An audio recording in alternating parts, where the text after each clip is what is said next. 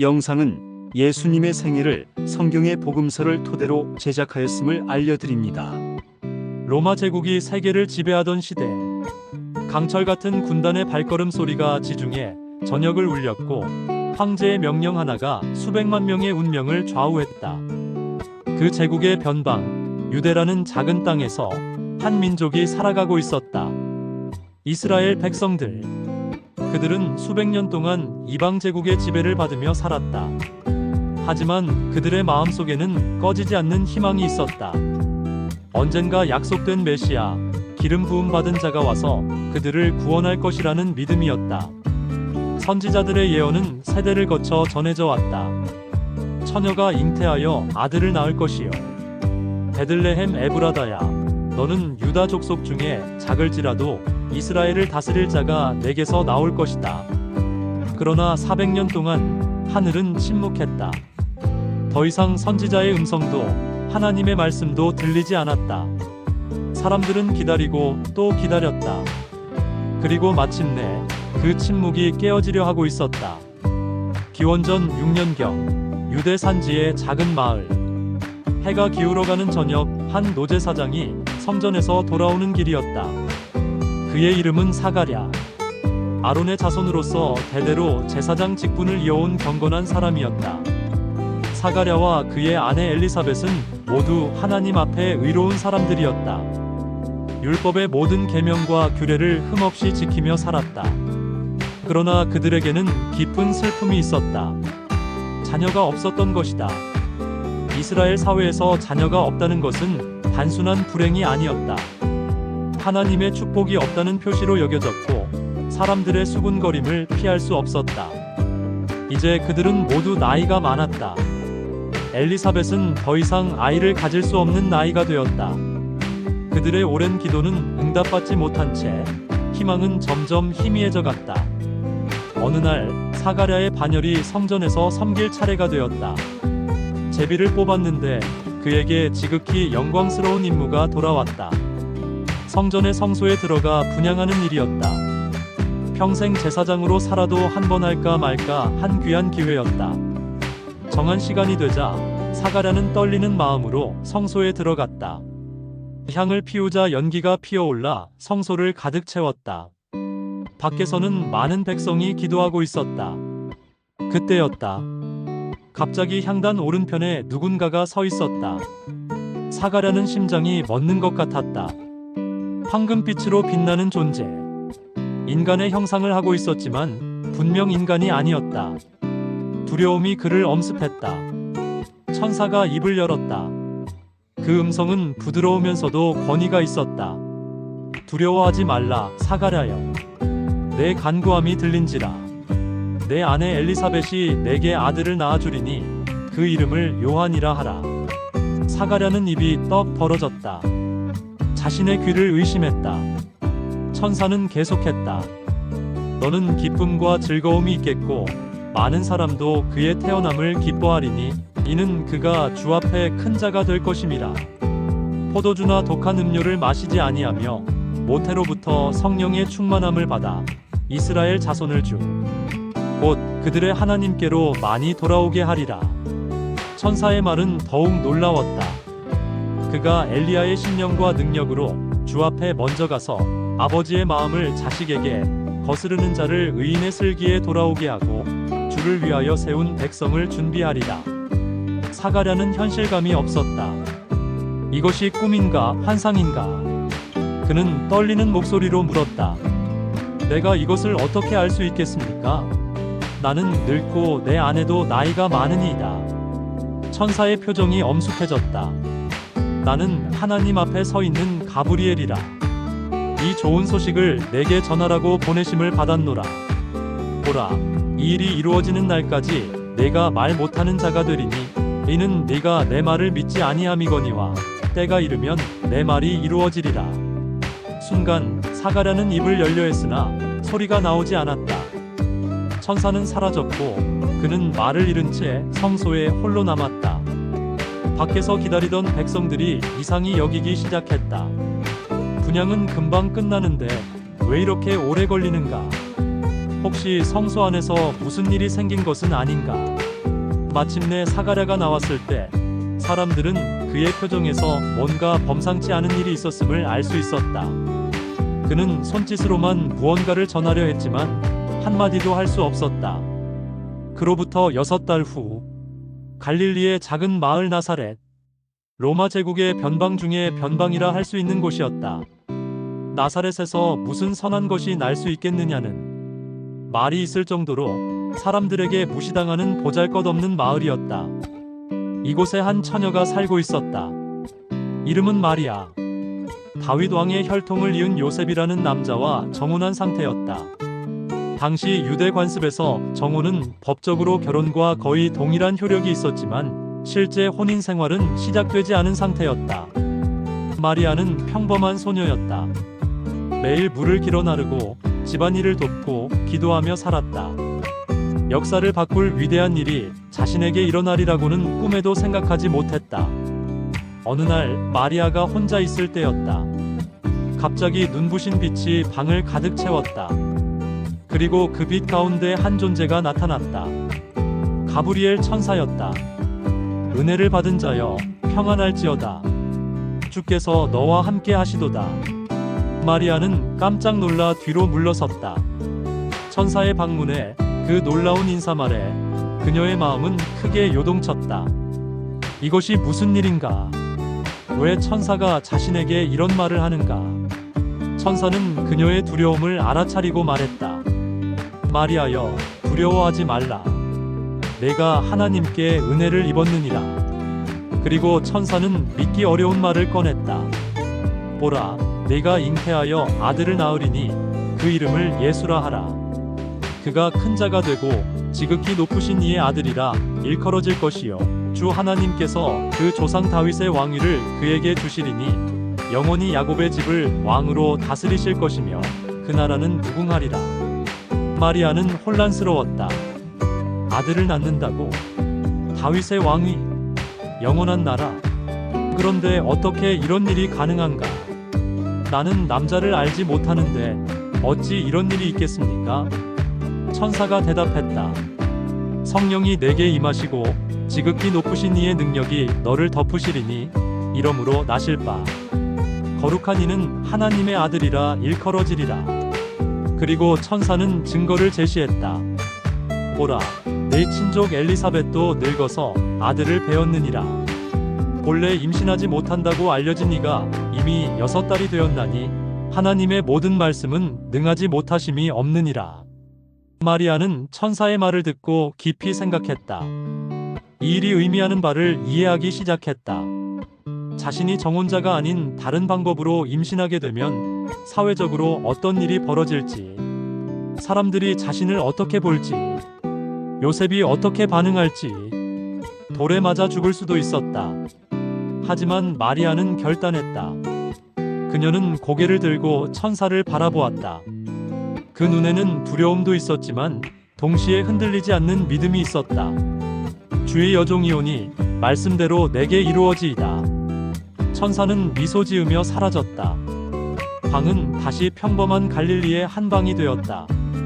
하지만 우주의 역사는 이제 돌이킬 수 없는 방향으로 움직이기 시작했다. 며칠 후 마리아는 급히 집을 나섰다. 유대 산지로 향했다.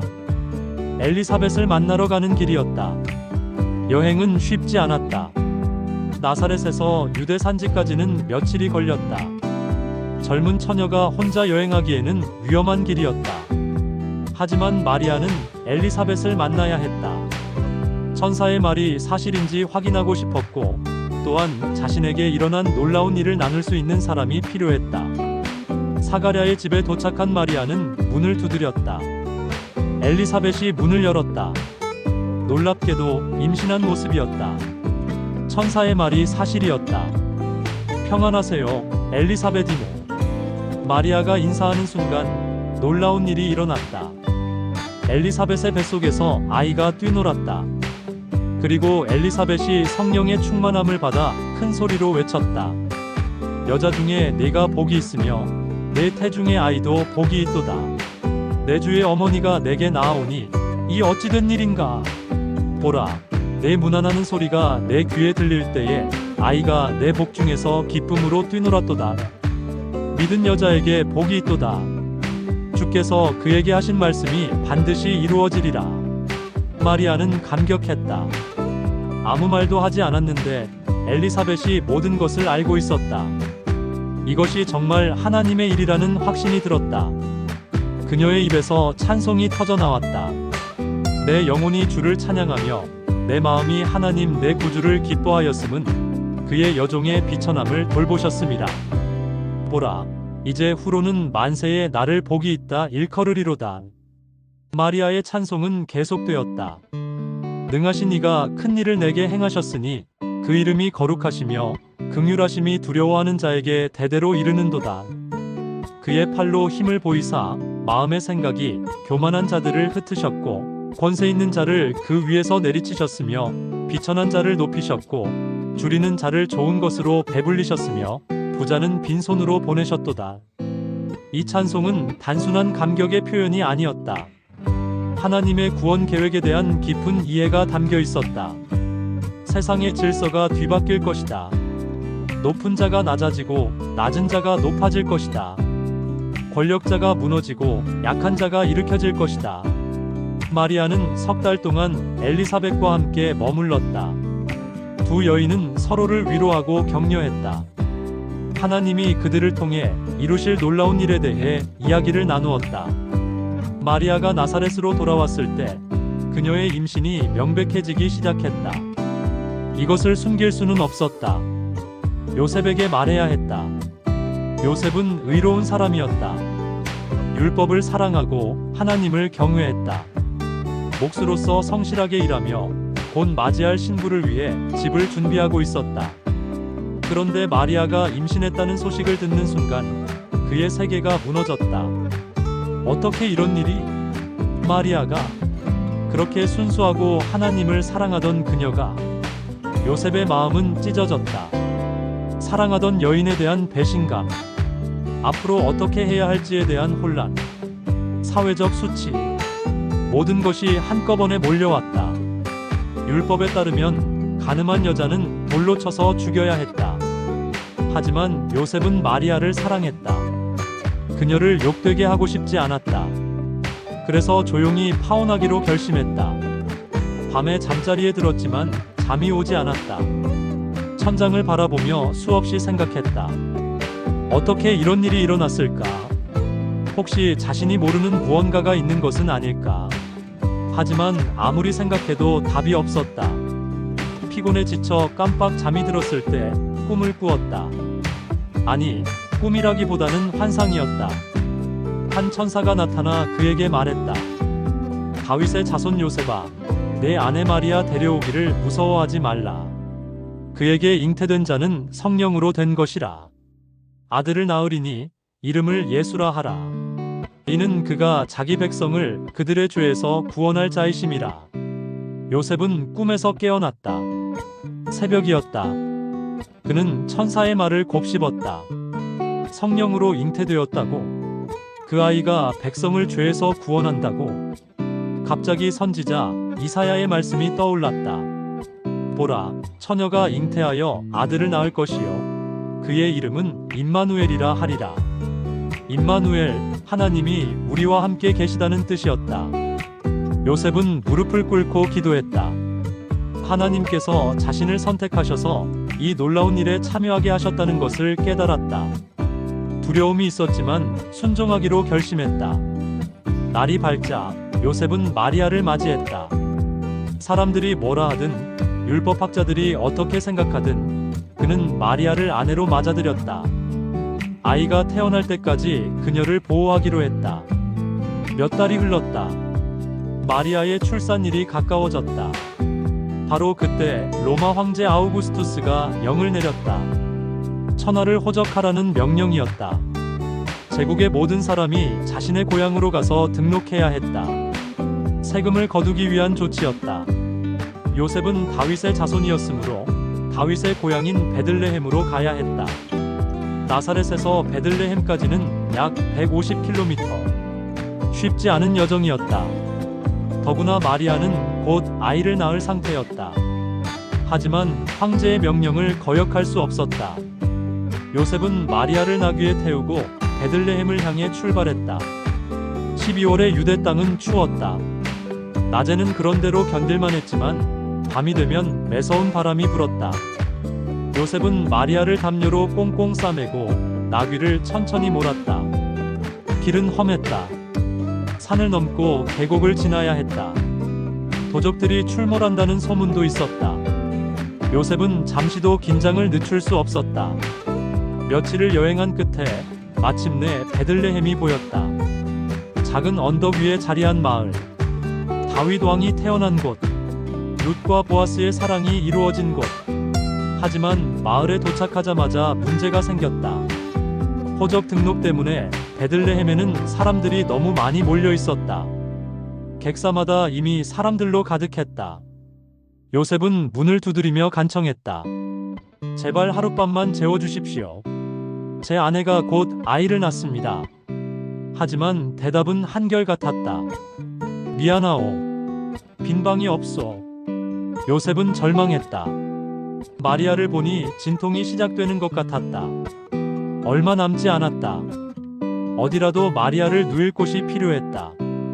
마침내 한 객사 주인이 동정을 베풀었다. 방은 없지만 뒤편에 가축 우리가 있어. 깨끗하지는 않지만 비바람은 막을 수 있어. 다른 선택지가 없었다. 요셉은 마리아를 가축 우리로 데려갔다. 소와 나귀가 있는 곳. 건초 냄새와 동물 냄새가 뒤섞인 곳. 하지만 따뜻했고 안전했다. 그날 밤 베들레헴의 가축 우리에서 역사상 가장 중요한 사건이 일어났다. 마리아가 아들을 낳았다. 진통은 길고 고통스러웠다. 산파도 없고 제대로 된 시설도 없었다. 요셉이 최선을 다해 도왔다. 마리아는 고통 속에서도 기도했다. 마침내 아기의 울음소리가 들렸다. 요셉은 조심스럽게 아기를 받았다. 작고 연약한 생명. 하지만 그 작은 몸 안에 온 우주의 창조주가 들어오셨다. 하나님이 사람이 되신 것이다. 마리아는 지쳐 있었지만 아기를 품에 안고 눈물을 흘렸다. 감격과 감사와 경외가 뒤섞인 눈물이었다. 요셉은 아기를 포대기에 싸서 구유에 뉘었다. 동물들이 여물을 먹는 구유. 세상의 구주가 처음 누운 곳은 동물의 밥그릇이었다. 하늘의 왕이 지상에서 가장 낮은 곳에 오셨다. 권력의 중심이 아니라 변방에, 왕궁이 아니라 마구간에, 화려한 요람이 아니라 구유에. 이것이 하나님의 방식이었다. 높은 자를 낮추고 낮은 자를 높이는. 밖에서는 별들이 빛나고 있었다. 그중 한 별이 유난히 밝게 빛났다. 마치 무언가를 알리는 것처럼. 베들레헴 근처 들판. 밤이 깊어가고 있었다. 목자들이 양떼를 지키며 밤을 보내고 있었다. 그들은 사회의 최하층이었다.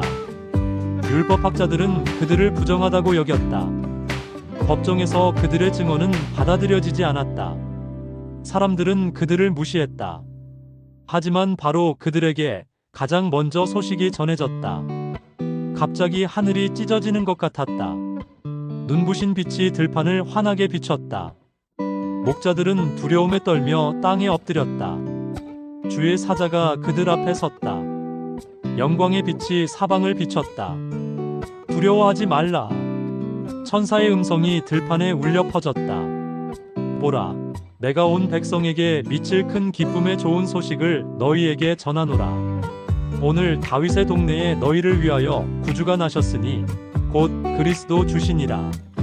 너희가 가서 강보에 쌓여 구유에 누인 아기를 보리니 이것이 너희에게 표적이니라. 그 순간 천사 하나만이 아니라 하늘의 군대가 나타났다. 수많은 천사들이 찬양하기 시작했다. 지극히 높은 곳에서는 하나님께 영광이요, 땅에서는 하나님이 기뻐하신 사람들 중에 평화로다. 그 찬양은 이 세상의 것이 아니었다. 우주의 창조 이래 가장 아름다운 노래였다. 하늘과 땅이 하나 되는 순간이었다. 그리고 갑자기 모든 것이 사라졌다. 다시 어두운 밤. 들판에는 목자들만 남았다. 그들은 서로를 바라보았다. 이것이 꿈인가 현실인가? 베들레헴으로 가자. 그들은 양떼를 그대로 두고 달렸다. 마을로 들어가 이곳저곳을 찾아다녔다. 구유에 누인 아기를 찾아야 했다. 마침내 그들은 가축 우리를 발견했다. 안을 들여다보니 천사가 말한 대로였다. 아기가 구유에 누워 있었다. 젊은 부부가 아기를 지키고 있었다. 목자들은 들어가 무릎을 꿇었다. 그들은 천사들이 한 말을 마리아와 요셉에게 전했다. 들판에서 본 영광스러운 광경을, 수많은 천사의 찬양을. 마리아는 이 모든 말을 마음에 새기고 생각했다. 이 작은 아기가 정말 온 백성의 구주란 말인가?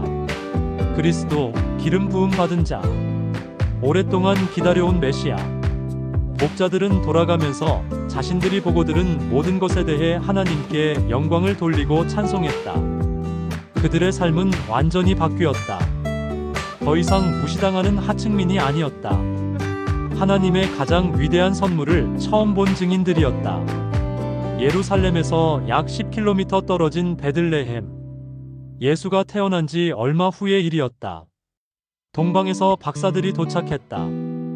그들은 별을 연구하는 학자들이었다. 페르시아나 바빌론 지역에서 온 것으로 보였다. 긴 여행 끝에 예루살렘에 들어선 그들은 사람들에게 물었다. 유대인의 왕으로 나신 이가 어디 계시냐? 우리가 동방에서 그의 별을 보고 그에게 경배하러 왔노라. 이 소식이 헤롯 왕에게 전해졌다. 헤롯은 불안했다. 유대인의 왕? 자신 외에 다른 왕이라니. 그는 잔인하고 의심 많은 사람이었다. 자신의 권력을 위협할 가능성이 조금이라도 있으면 가족이라도 죽이는 자였다. 실제로 자기 아내와 아들들까지 죽인 적이 있었다. 헤롯은 대제사장들과 백성의 서기관들을 모아 물었다. 그리스도가 어디서 나겠느냐? 그들이 대답했다. 유대 베들레헴이니이다. 선지자로 이렇게 기록되었기 때문입니다. 유대 땅 베들레헴아, 너는 유대 고을 중에서 가장 작지 아니하도다. 내게서 한 다스리는 자가 나와서 내 백성 이스라엘의 목자가 되리라. 헤롯은 박사들을 은밀히 불러 별이 나타난 때를 자세히 알아보았다. 그리고 그들을 베들레헴으로 보내며 말했다. 가서 아기에 대해 자세히 알아보고 찾거든 내게 고하라. 나도 가서 그에게 경배하겠노라. 물론 거짓말이었다. 헤롯의 진짜 의도는 아기를 죽이는 것이었다. 박사들은 베들레헴으로 향했다. 그때 그들이 동방에서 보았던 별이 다시 나타나 앞서 가다가 아기가 있는 곳 위에 멈췄다. 박사들은 기쁨에 넘쳐 집에 들어갔다. 그리고 아기와 그의 어머니 마리아를 보았다. 그들은 엎드려 경배했다. 보물 상자를 열어 황금과 유향과 몰약을 예물로 드렸다. 황금은 왕에게 드리는 선물이었다. 유향은 제사장에게 드리는 선물이었다. 몰약은 장사 지낼 때 쓰는 것이었다. 의도했든 아니든 이 세 가지 선물은 예수의 정체와 운명을 상징했다. 왕이시며 제사장이시며 죽으실 분. 박사들은 꿈에 헤롯에게 돌아가지 말라는 지시를 받고 다른 길로 자기 나라로 돌아갔다. 박사들이 떠난 후 요셉은 또 꿈을 꾸었다. 주의 사자가 나타나 급히 말했다. 일어나 아기와 그의 어머니를 데리고 이집트로 피하여 내가 내게 이르기까지 거기 있으라. 헤롯이 아기를 찾아 죽이려 하느니라. 요셉은 즉시 일어났다. 지체할 시간이 없었다. 한밤중에 마리아를 깨우고 아기를 챙겼다. 박사들이 준 황금이 큰 도움이 되었다. 그 돈으로 이집트까지의 여행 경비를 마련할 수 있었다. 그들은 어둠 속에 베들레헴을 떠났다. 남쪽으로 이집트로 향했다. 아이러니했다. 수백 년 전에 이스라엘 백성이 노예 생활에서 벗어나 탈출한 곳이 이집트였다. 이제 구원자가 이집트로 피신하고 있었다. 여행은 힘들었다. 사막을 지나야 했고 도적들을 피해야 했다. 하지만 하나님이 그들과 함께 하셨다. 무사히 이집트에 도착해 정착할 수 있었다. 한편 베들레헴에서는 끔찍한 일이 벌어졌다. 헤롯은 박사들이 자신을 속였다는 것을 알고 크게 분노했다. 그는 군사들을 베들레헴으로 보내 명령했다. 2살 이하의 사내 아이를 모조리 죽여라. 군사들은 명령을 수행했다. 집집마다 찾아다니며 어린 남자아이들을 죽였다. 어머니들의 비명이 마을에 울려 퍼졌다. 울음과 통곡 소리가 그치지 않았다. 선지자 예레미야가 예언한 말씀이 이루어졌다. 라마에서 슬퍼하며 크게 통곡하는 소리가 들리니 라헬이 그 자식을 위하여 애곡하는 것이라. 그가 자식이 없으므로 위로받기를 거절하였도다. 무죄한 아이들이 죽임을 당했다. 예수 대신에 구원자를 죽이려는 사탄의 계획. 하지만 하나님의 섭리는 막을 수 없었다. 예수는 안전하게 보호받고 있었다. 요셉과 마리아는 이집트에서 몇 년을 보냈다. 정확히 얼마나 오래 있었는지는 알 수 없다. 아마도 23년 정도였을 것이다. 요셉은 몫으로 일하며 가족을 부양했다. 마리아는 아기 예수를 돌보았다. 예수는 다른 아이들처럼 자랐다. 걷기 시작하고 말을 배우고 주변 세계를 탐험했다. 그들은 이집트의 유대인 공동체에서 살았다. 안식일마다 회당에 가서 예배했고 예수에게 히브리어와 율법을 가르치기 시작했다. 하지만 마음 한편으로는 늘 고향을 그리워했다. 언제 유대 땅으로 돌아갈 수 있을까? 마침내 그날이 왔다. 요셉이 꿈에 주의 사자를 보았다. 일어나 아기와 그의 어머니를 데리고 이스라엘 땅으로 가라. 아기의 목숨을 찾던 자들이 죽었느니라. 헤롯이 죽은 것이다. 그는 병으로 고통스럽게 죽었다. 생전에 수많은 사람을 죽인 그는 마지막에는 극심한 고통 속에서 홀로 죽어갔다. 요셉은 기뻐하며 짐을 쌌다. 고향으로 돌아갈 수 있게 되었다. 그들은 이집트를 떠나 북쪽으로 향했다. 하지만 유대 땅에 가까워졌을 때 문제가 생겼다. 헤롯의 아들 아켈라오가 유대를 다스리고 있다는 소식을 들었다. 아켈라오는 아버지만큼이나 잔인한 사람으로 알려져 있었다. 요셉은 두려웠다. 그때 다시 꿈의 지시를 받았다. 갈릴리 지방으로 가라는 것이었다. 갈릴리는 헤롯의 다른 아들 헤롯 안티파스가 다스리고 있었는데 아켈라오보다는 나았다. 그래서 요셉은 가족을 데리고 갈릴리로 갔다. 그리고 나사렛이라는 동네에 가서 살았다. 그들이 원래 살던 곳이었다. 선지자들을 통해 하신 말씀, 나사렛 사람이라 칭하리라는 말씀이 이루어졌다. 세월이 흘렀다. 예수는 나사렛에서 자라났다. 외적으로는 평범한 목수의 아들이었다. 요셉의 작업장에서 나무를 다루는 법을 배웠다. 톱질하고 대패질하고 집을 짓는 법을 배웠다. 하지만 그는 평범하지 않았다.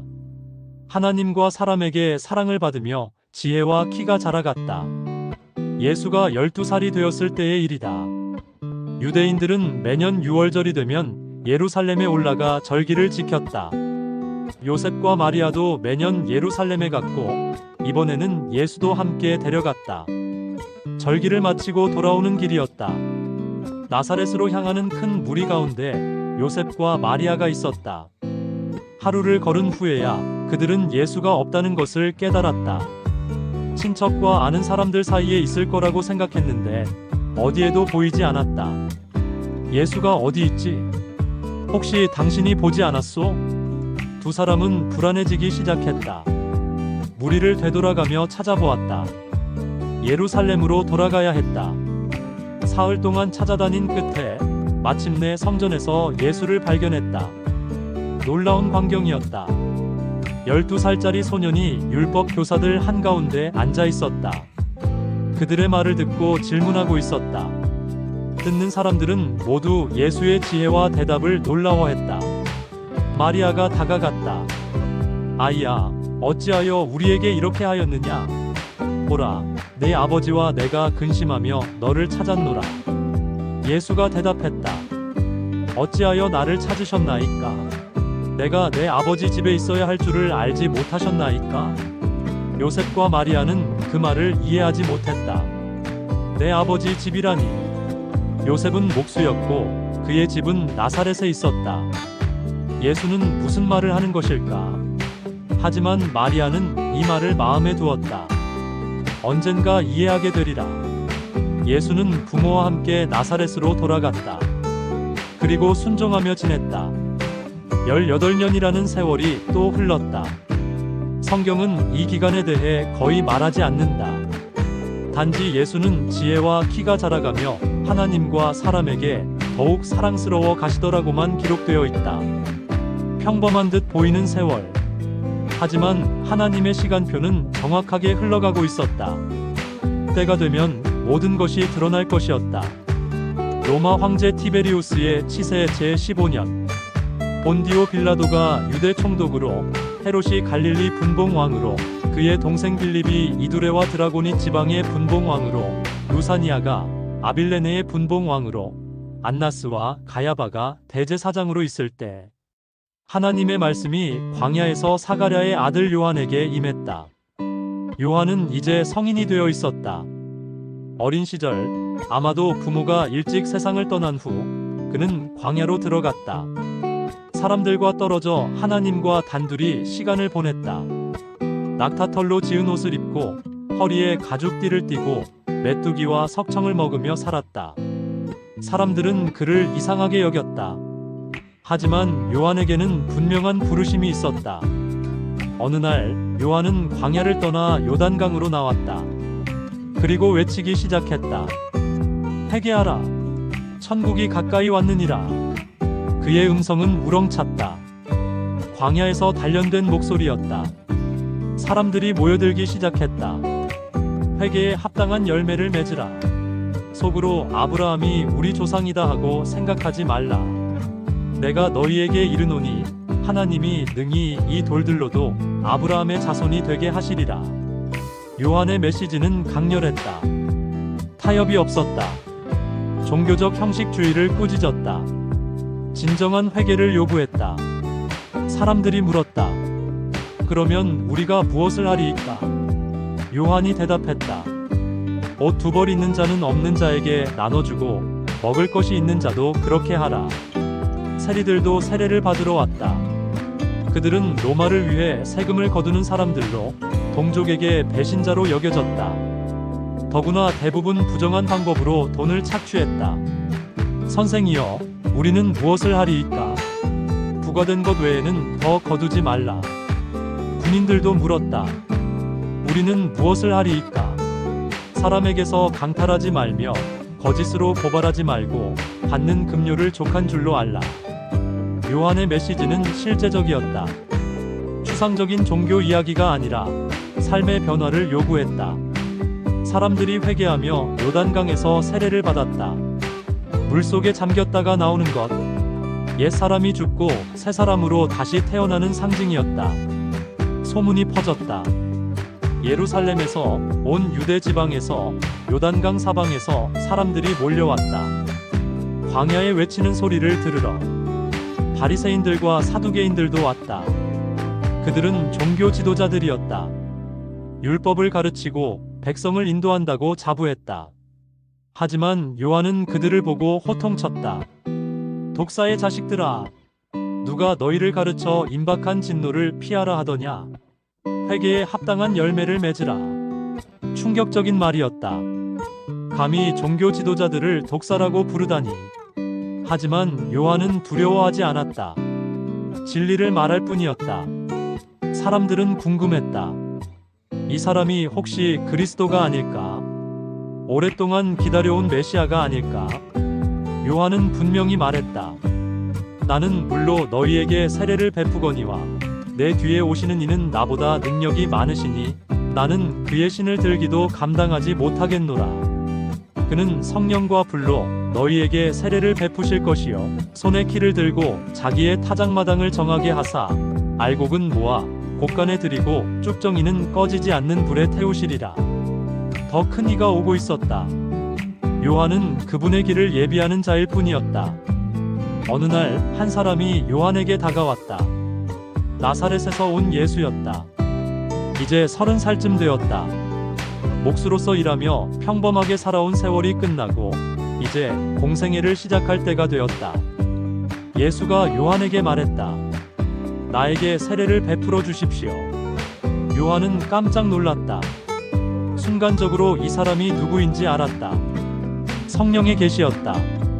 그는 황급히 말렸다. 내가 당신에게서 세례를 받아야 할 터인데 당신이 내게로 오시나이까? 예수가 대답했다. 이제 허락하라. 모든 의를 이루는 것이 합당하니라. 요한은 예수에게 세례를 베풀었다. 예수가 물에서 올라오실 때 놀라운 일이 일어났다. 하늘이 열렸다. 하나님의 영이 비둘기같이 내려와 그의 위에 임했다. 그리고 하늘에서 소리가 들렸다. 이는 내 사랑하는 아들이요 내 기뻐하는 자라. 하나님 아버지의 음성이었다. 창조 이래 처음으로 하늘이 열리고 성부, 성자, 성령 삼위일체 하나님이 한 장소에 나타나셨다. 요한은 그 광경을 목격했다. 이제 확신했다. 이분이 바로 세상 죄를 지고 가는 하나님의 어린 양이시다. 성령은 예수를 광야로 이끌었다. 마귀에게 시험을 받게 하시려는 것이었다. 40일 동안 금식했다. 먹지도 마시지도 않았다. 인간의 한계를 넘어선 것이었다. 몸은 극도로 쇠약해졌다. 허기가 극에 달했다. 바로 그때 마귀가 나타났다.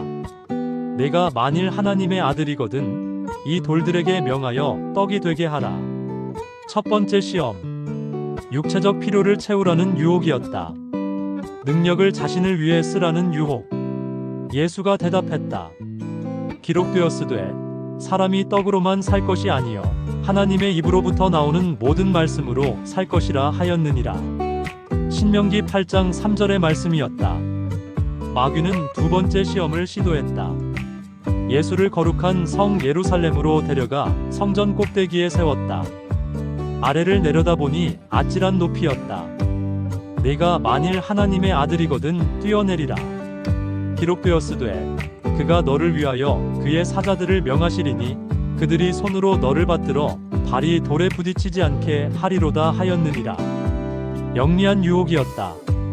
마귀도 성경을 인용했다. 하지만 왜곡된 인용이었다. 하나님을 시험하라는 뜻으로 사용했다. 예수가 대답했다.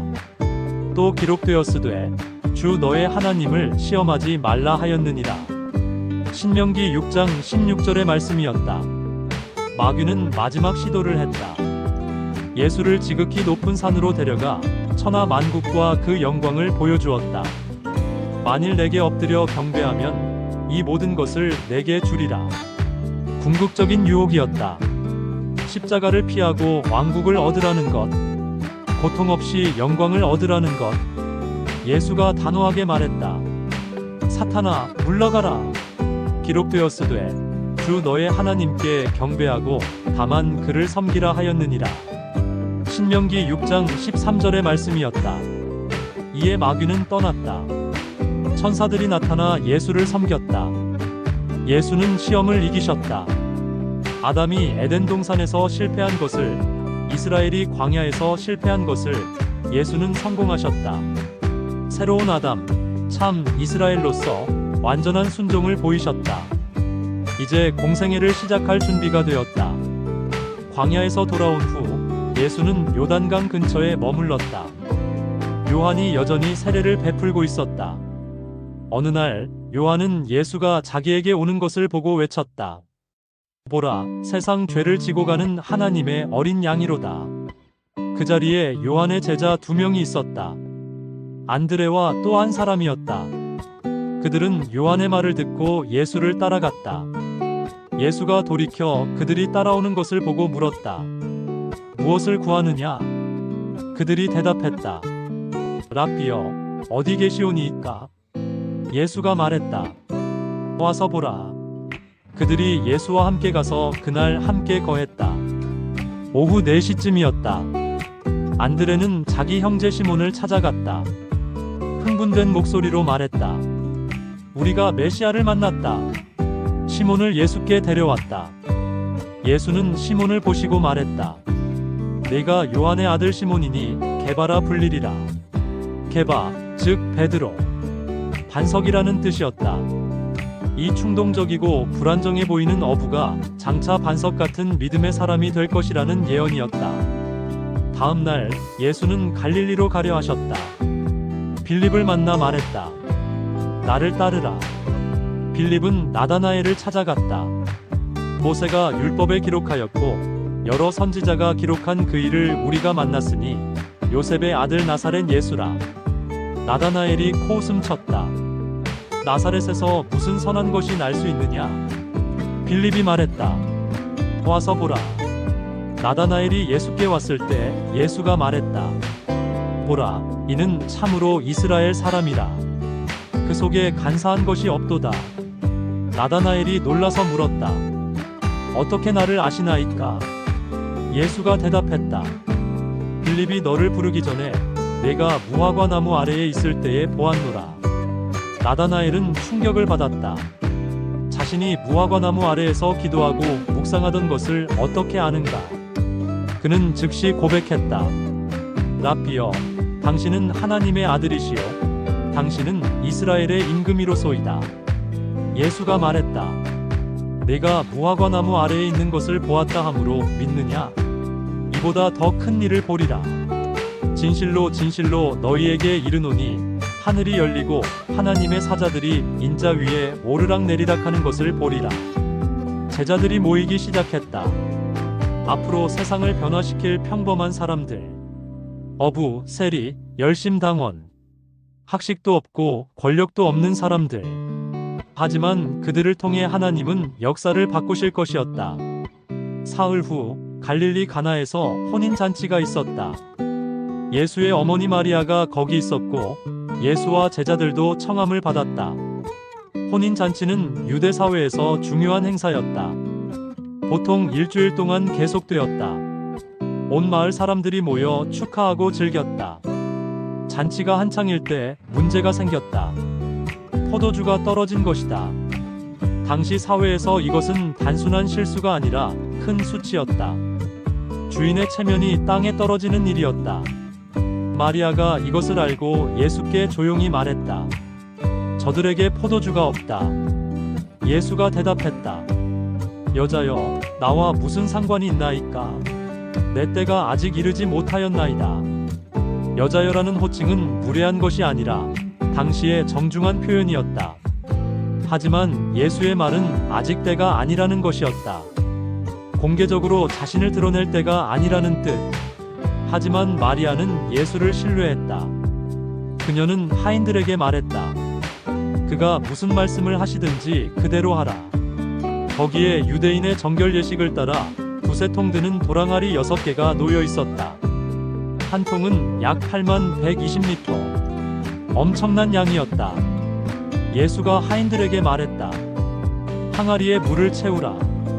하인들이 항아리를 가득 채웠다. 예수가 다시 말했다. 이제는 떠서 연회장에게 갖다 주라. 하인들이 그대로 했다. 연회장이 물로 된 포도주를 맛보았다. 그는 물에서 변한 것인 줄 알지 못했다. 단지 이것이 놀라울 정도로 좋은 포도주라는 것만 알았다. 연회장이 신랑을 불러 말했다.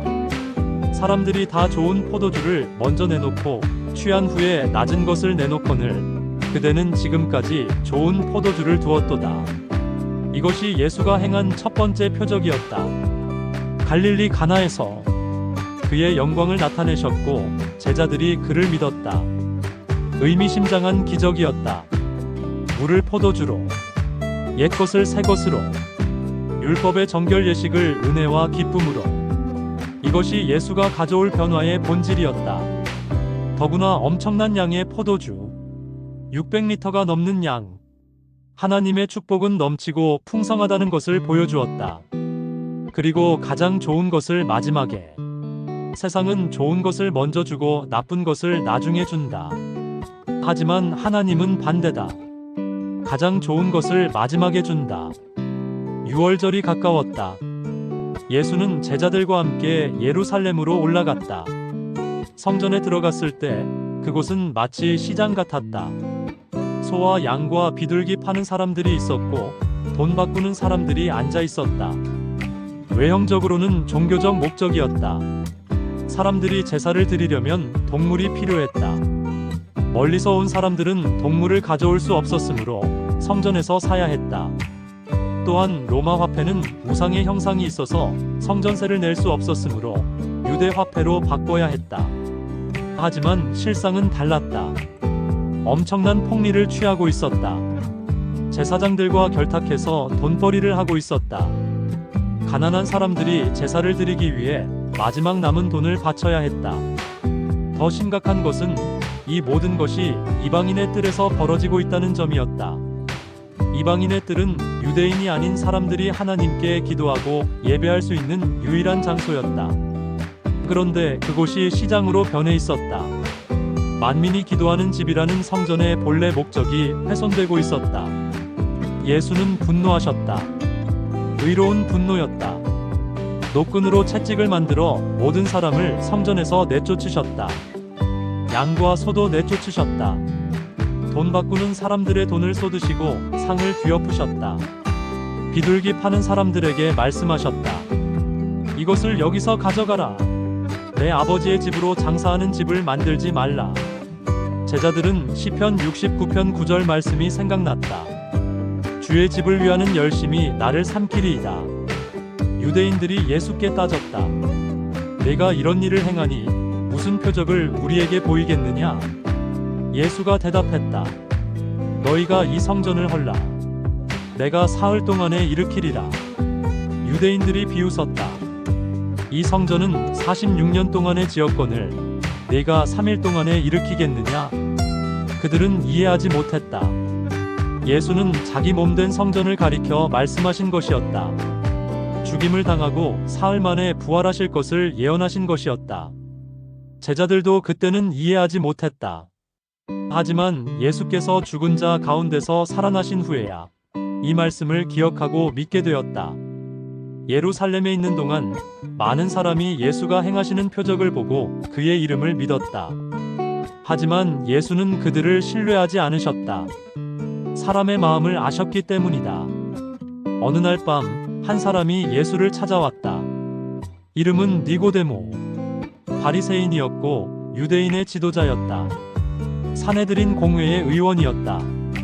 그는 밤에 왔다. 낮에 공개적으로 예수를 만나면 동료 바리새인들의 비난을 받을 것이 두려웠던 것 같다. 하지만 마음속으로는 진실을 갈망했다. 라삐여, 우리가 당신이 하나님께로부터 오신 선생인 줄 아나이다. 하나님이 함께 하시지 아니하시면 당신이 행하시는 이 표적을 아무도 할 수 없음이니이다. 정중한 인사였다. 하지만 예수는 그의 말을 끊고 핵심을 찔렀다. 진실로 진실로 내게 이르노니 사람이 거듭나지 아니하면 하나님의 나라를 볼 수 없느니라. 니고데모는 당황했다. 거듭난다는 것이 무슨 뜻인가? 사람이 늙으면 어떻게 거듭날 수 있사옵나이까? 두 번째 모태에 들어갔다가 날 수 있사옵나이까? 예수가 설명했다. 진실로 진실로 내게 이르노니 사람이 물과 성령으로 거듭나지 아니하면 하나님의 나라에 들어갈 수 없느니라. 육으로 난 것은 육이요 영으로 난 것은 영이니 내가 내게 거듭나야 하겠다 하는 말을 놀랍게 여기지 말라. 바람이 임의로 불매 네가 그 소리는 들어도 어디서 와서 어디로 가는지 알지 못하나니 성령으로 난 사람도 다 그러하니라. 니고데모가 물었다. 어찌 이러한 일이 있을 수 있나이까? 예수가 대답했다. 너는 이스라엘의 선생으로서 이러한 것들을 알지 못하느냐? 그리고 예수는 복음의 핵심을 말씀하셨다. 하나님이 세상을 이처럼 사랑하사 독생자를 주셨으니 이는 그를 믿는 자마다 멸망하지 않고 영생을 얻게 하려 하심이라. 하나님이 그 아들을 세상에 보내신 것은 세상을 심판하려 하심이 아니요 그로 말미암아 세상이 구원을 받게 하려 하심이라. 니고데모는 깊은 생각에 잠겼다. 이 말씀의 의미를 완전히 이해하지는 못했지만 뭔가 중요한 것을 들었다는 것을 알았다. 그날 밤의 대화는 니고데모의 삶을 바꿔놓았다. 나중에 그는 예수를 변호했고 예수가 십자가에서 죽으신 후에는 아리마대 요셉과 함께 예수의 시신을 거두어 장사 지냈다. 이렇게 예수의 공생애가 시작되었다. 광야에 외치는 소리, 세례 요한이 길을 예비했다. 예수는 세례를 받으시고 성령의 능력을 받으시고 광야에서 시험을 이기셨다. 첫 제자들을 부르시고 첫 기적을 행하셨다. 나사렛의 목수가 이스라엘의 구주로 나타나기 시작했다. 하지만 이것은 시작에 불과했다. 앞으로 더 놀라운 일들이 펼쳐질 것이었다. 병자를 고치고 귀신을 쫓아내고 죽은 자를 살리는 놀라운 기적들. 산상수훈과 수많은 비유를 통한 혁명적인 가르침. 종교 지도자들과의 충돌. 십자가를 향한 여정. 하지만 그 모든 것의 시작은 이렇게 조용하고 겸손했다. 말구유에서 시작된 생명이 이제 세상의 빛으로 빛나기 시작했다. 말씀이 육신이 되어 우리 가운데 거하심에 우리가 그의 영광을 보니 아버지의 독생자의 영광이요 은혜와 진리가 충만하더라. 2부에서 계속. 2부에서는 예수의 본격적인 사역, 수많은 기적과 가르침, 제자 훈련, 예루살렘 입성, 최후의 만찬, 십자가와 부활의 이야기가 펼쳐집니다.